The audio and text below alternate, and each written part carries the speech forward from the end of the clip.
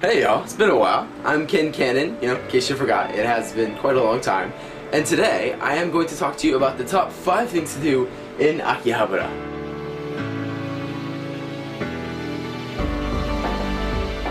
Now, you probably already know this, but Akihabara is pretty much the otaku paradise. And if you're at all into anime or manga or anything like that, this is a place you must go at least once in your life. It is without a doubt, the #1 place in the entire world, and also probably in the entire universe. Not really sure about that one yet, but at least in the entire world for anime and manga. Just literally everywhere you go is just plastered with anime and manga and just otaku-ness just everywhere in Akihabara. Now, Akihabara literally means feel the autumn leaves. So you've got Aki, which means autumn, right? That's the word for autumn or fall. Then you've got Ha, this Ha word. This means leaves over here. And then you've got Bara, this last part. That means field. So field of autumn leaves is what Akihabara means. I'm guessing that means you should avoid Akihabara in the autumn, because then it just becomes like this prairie of leaves. Unless of course you love leaves, you can't get enough of leaves, then go there, yeah, in the autumn. Anyway, Akihabara is almost always referred to as Akiba by real Japanese people in Japan. And Akiba is just a shortened version of Akihabara, since this is quite a long word, and Japanese, they like to shorten things, no pun intended. Now, Akihabara or Akiba actually has one more name that it's known for and that it's famous for, and this one is Akihabara Denki-gai. Akihabara Electric Town. So Denki means electric, and then you've got Gai here, which means town. Now the reason for this one, a lot of people I found that actually don't know this. Even people in Japan, I've talked to a few people and they didn't even know. This is because Akihabara about 10 years ago or so was actually not famous for the otaku paradise. Oh my goodness, dun dun dun, right? It was actually known as the electronic paradise. So you could go there and buy electronic components and electronic stuff in general, right? And today there's still a lot of electronic stores in Akihabara, but today it's more or less known mostly for its otaku side of things. Now, mainly Akihabara is a place dedicated for shopping, or kaimono, as you see here. Kaimono is a Japanese word for shopping, right? You usually go there, it's like a big shopping town, right? You shop for stuff. But it's not actually your average shopping place. It can get a little bit weird. And I'm actually exaggerating when I use the word little bit, because it can get very weird. But because of that, and also because there's just so much to do and so much to see in Akihabara, it can get a little bit overwhelming, especially when you first go there. I have decided to make this little guide for you. Okay, so let's get started with the #1 thing to do in Akihabara, and that is anime no kaimono, or in English, anime shopping, or as I like to call it, buy everything anime. Anime no kaimono. Anime no kaimono. So this one should be pretty easy to understand, because Akihabara is the world center for anime and manga, so you can literally find and buy almost every manga and every anime ever produced here. However, that's not even close to being all, because there is a reason why I said buy everything anime, and that is because you can literally buy everything that is anime here.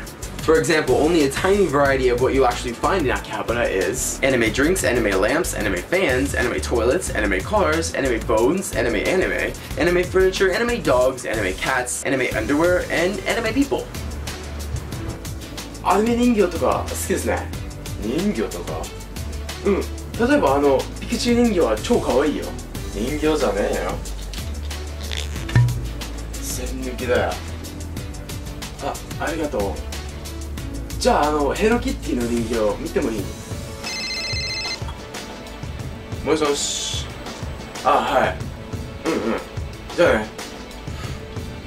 携帯だよ。なるほど。せめてさ、ポスターすげえ可愛いよ。ポスター。これは弁当だよ。Now, something I find quite interesting and quite weird actually is the whole Japanese anime doll phenomenon going on in Akihabara now. There's actually a growing number of stores in Akihabara where you can actually buy and accessorize your own anime doll, right? And the weird thing is not that it's actually girls who are not buying them. It's not girls, it's guys, grown men that are buying these dolls. That's not that weird. And it's not even the fact that these grown men are actually walking around in broad daylight with these dolls as if they were like their girlfriend or something. That's fine. But what really gets to me is that they actually come with changeable body parts. Like, now you can not only disassemble their hats and shirts and shoes and stuff, but you can actually disassemble their hands and feet and eyeballs. Eyeballs! Only in Japan. 目玉2つお願いします。はい、目玉2つですね。赤と緑の目玉どっちがよろしいですか？あ、赤お願いします。はい、かしこまりました。ありがとうございます。I can have 2 eyeballs. The red ones, please. Now with all this talk about anime and manga and changeable body parts, the most logical question you're probably asking yourself and probably dying to know is, okay Ken, where's all the porn? And I'm here to tell you that you will definitely not be disappointed with Akiba's selection of dirty DVDs. There's actually lots of it here. Lots and lots and lots of it. However, it's not your usual porn, and I don't really want to go into too many details simply because I don't really want to have any nightmares tonight, but it's definitely not your typical, hi, I'm a plumber and I'm here to clean your pipes type of stuff, but more like, hi, I'm an alien with 75 arms and I brought my own pipes. Alright, now onto the number 2 thing to do in Akihabara, and that is game no kaimono, or literally video game shopping. Game no kaimono. Game no kaimono. Now this is another super obvious one for the average otaku, not to mention being my favorite, but what's really interesting about video game shopping in Japan is that you can literally buy every single game ever produced in Japan in Akihabara. And if you don't know, there are literally, no joke here, thousands and thousands, probably more, games that actually never make it to English translation. They just stay in Japan there. And there's actually even more being made every single day. Now, a lot of these you've probably actually heard of, like Legend of Zelda, Dragon Warrior, and Mario, big names, right? However, some of them are not such big names. Some weird games, Japanese games, sorry, I get those 2 words mixed up quite a bit. Anyway, there's actually hundreds of Japanese games that you probably don't know, like the famous DS game, Train Your Face, right? This is the game that you can use it to train your face, right? And then there's the Bartender DS, right? That's a game, this is like a guide to the various ways of getting wasted, yeah, right? You know, yeah, that's a necessary one there. And then there's one, my personal favorite, Boinga Boinga, right? Boinga Boinga, that's the game where you go around actually poking people, various people in the Boinga Boinga, aka anus.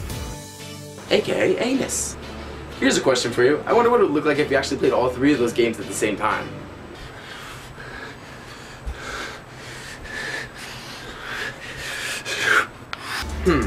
Not that different from normal.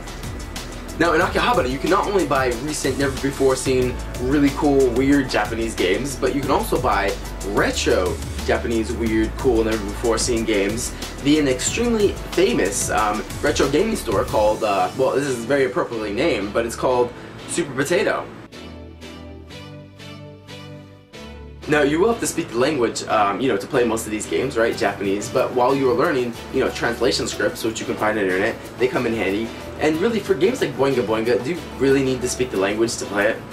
So, with all that said, again, I know, I hear you, alright, you must be asking yourself, Ken, where's all the porn? And, once again, I will have to tell you that Akihabara completely has you covered, right? In Akihabara, in Japan really, there is something called a dating sim, right? It's a dating simulator. Basically, it's a game where you date, right? But the funny thing, the cool thing, I think, in Japan, in Japanese, they actually call it not a dating sim, they call it an adventure game, right? That's an adventure I want to go on. And the goal in these dating sim games is to basically woo the girl of your dreams into sleeping with you, right? And usually there's like a bunch of different girls you can pick and choose from to whichever one meets your fancy, right? Now the way you go about doing this, it really varies depending on the game, but it varies from the typical buying her flowers, to the very original throwing soccer balls at her. And you can even go really classic and hold her bully at knife point. So fellas, if you're having any trouble getting with the ladies, you can definitely pick up one of these bad boys and sharpen your skills. Or your knives. Oi, 何やってんだよ。ナンパの準備だよ。一緒に行く？いや、パスします。そう。スペアなサッカーボールがあんのや。Hey, thanks for watching my video on Akihabara. However, the video was getting ridiculously long, so I actually had to split it into 2 parts. So that was part 1, and then part 2 is actually going to be coming soon. Not quite done with that one yet. But I did want to mention, in the meantime, if you want any more Japanese to anime learning goodness, you can go ahead and go over to my website, JapaneseToAnime.com. Should be a link in the description bar. Go ahead and go over there, and there's a little sign-in box there. Sign in the little sign-in box with your email. And that's really easy to see. It'll say how I learned fluent Japanese in less than 1 year. Free video. Sign in there, and that's actually my newsletter. And through my newsletter, I release a lot of other cool stuff like free videos, just like this one. So if you want some more stuff from me, you can go ahead and sign in over there. Anyway, that's all for now. Thanks for watching once again, and I will see you next time.